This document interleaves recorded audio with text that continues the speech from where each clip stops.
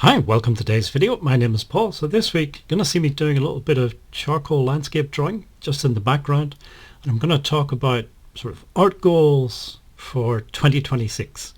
So January is usually the time people think about this sort of thing. I'm not really into New Year resolutions, but setting goals and things I find it useful and helpful sometimes.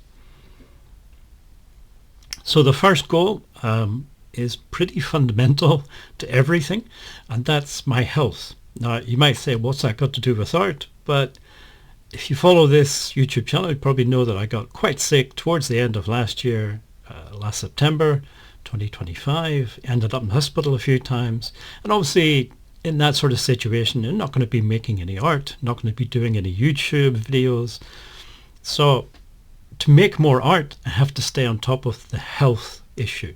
Now, the problem is for me, the health, I have chronic illnesses, so there's no cure.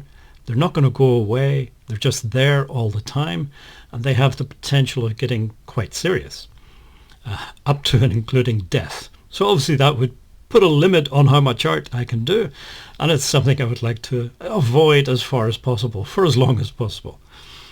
So I need to get more organized. I need to stay on top of all of that, and then I can have more time and be in a better condition to actually make art and to make YouTube videos and so on. In terms of art media, I don't have any plans to do or to use any new art mediums or media. I'll keep using watercolor, charcoal, like you can see me using, soft pastels. I want to bring back a few things that I used to use that I haven't used for a couple of years or more. For example, acrylic painting. I just play around, try that a little bit. There is one art medium that I've never really got into, but I would love to try, and that's print making. Now, I know there's many different types of print making. I would need to study these, figure out what the options are. Some of them maybe require specialized equipment or bigger studio space, which, I don't really have those things, so I would need to look into it, but it is something that interests me.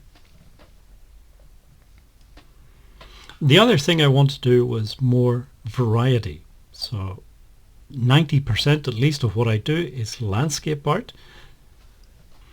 I don't intend to change that. I still want to make landscape art mostly, but I do want to try a few other things, just a bit more variety in the sort of subjects that I paint and draw.